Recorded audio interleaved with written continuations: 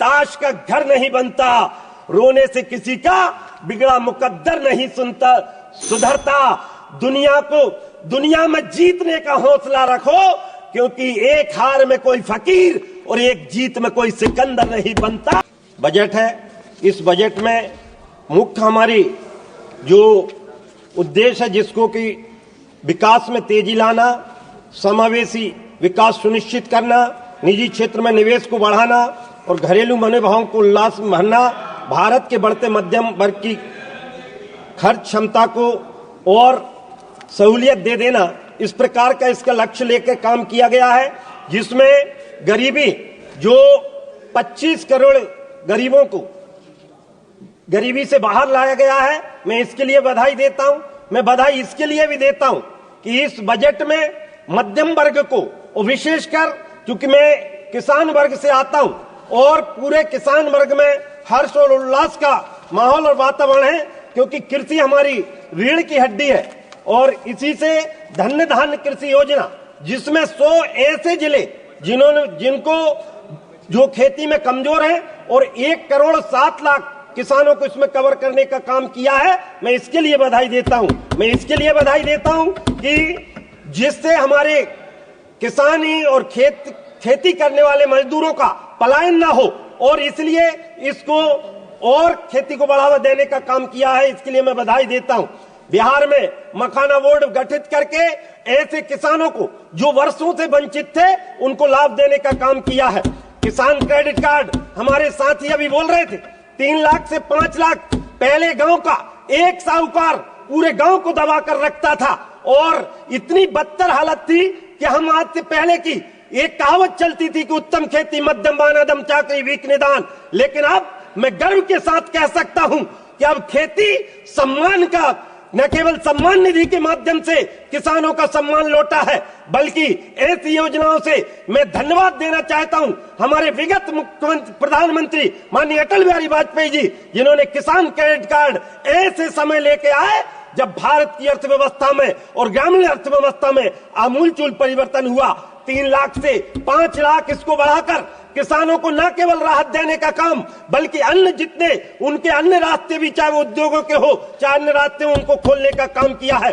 दलहनों के लिए आत्मनिर्भर मिशन में धन्यवाद देना चाहता हूं, क्योंकि श्री अन्न माननीय मोदी जी के नेतृत्व में पूरे विश्व ने अनेकों चीजों को सराहा है और उनको पालन करने का, चाहे योग दिवस हो चाहे अन्न हो, लेकिन दलहन और श्री अन्न के मामले में क्योंकि हम देख रहे हैं आज हर घर में रोग पैदा हो रहे हैं, और जो हमारी पुश्तैनी खेती थी, पुरातन खेती थी, उसको दूर करने का काम कांग्रेस के राज्य में हुआ था। इन्होंने तो उद्योगों को सर्वोपरि रख के, और उसमें से भी ऐसे उद्योग जो तथाकथित व्यक्तियों के लिए हो, लेकिन हमने ऐसे उद्योगों को, इसलिए आत्मनिर्भर भारत जो गांव के रास्ते से होकर निकलता है, जो गरीब के रास्ते से होकर निकलता है, उसको माननीय मोदी जी ने लागू किया है।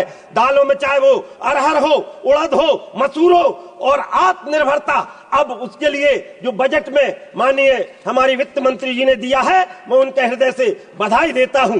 आज नए सेक्टर जिनों में एमएसएमई में जो सर्वांगीण विकास सुनिश्चित करता है, उसमें क्रेडिट गारंटी कवर जो उन्होंने दिया है, 5 करोड़ से बढ़ाकर 10 करोड़ सूक्ष्म उद्यमों को लिए किया है, इसके लिए मैं बधाई देता हूं।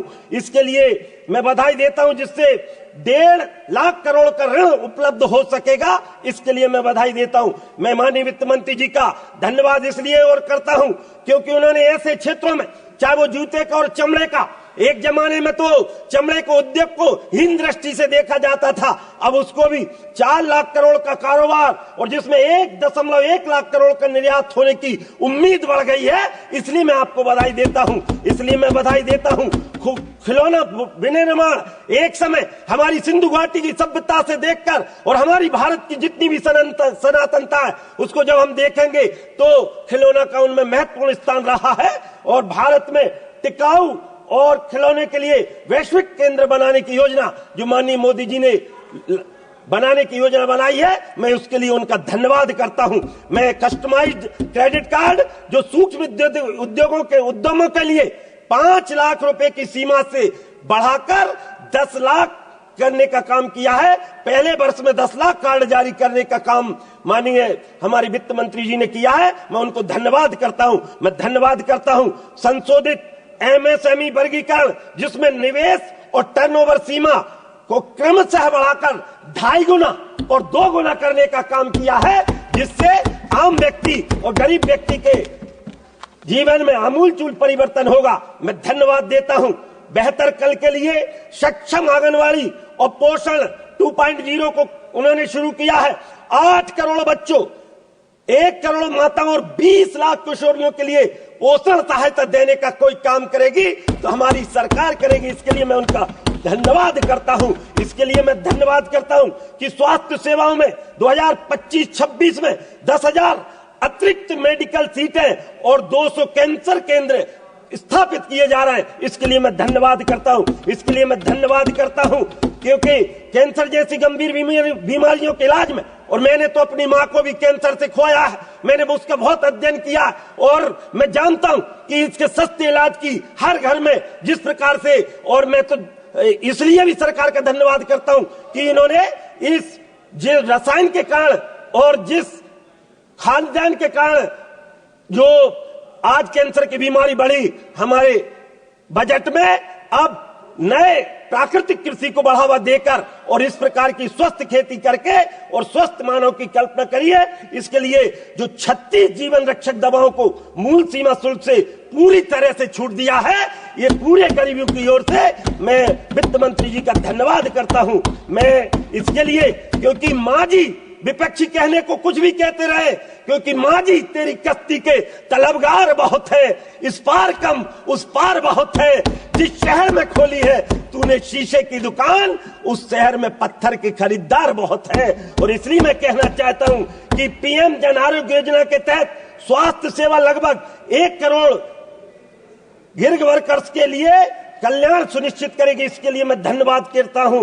बैंकों में बढ़े हुए ऋण, 30,000 रुपए की सीमा वाले यूपीआई लिंक्ड क्रेडिट कार्ड और क्षमता निर्माण सहायता के माध्यम से उनके कल्याण को आगे बढ़ाना, इसके लिए मैं उनको धन्यवाद करता हूं। सरकारी स्कूलों में 50,000 अटल टिंकरिंग लैब की शुरुआत, युवाओं को कौशल प्रदान करने के लिए 5 राष्ट्रीय उत्कृष्टता केंद्र, 6500 अतिरिक्त छात्रों को समायोजित करने के लिए आईआईटी का विस्तार। इसलिए भी धन्यवाद क्योंकि मैं अभी हमारे मध्य प्रदेश में भी 7 संभागीय सम्मिट हमारे मध्य प्रदेश के मुख्यमंत्री डॉक्टर मोहन यादव जी के नेतृत्व में हुई है, और जिसमें एक जिले में 30 हजार करोड़ का इन्वेस्टमेंट आ रहा है। ये मोदी जी के मार्गदर्शन में विकसित भारत का रास्ता जो खुला है, क्योंकि तूफान में ताश का घर नहीं बनता, रोने से किसी का बिगड़ा मुकद्दर नहीं सुधरता।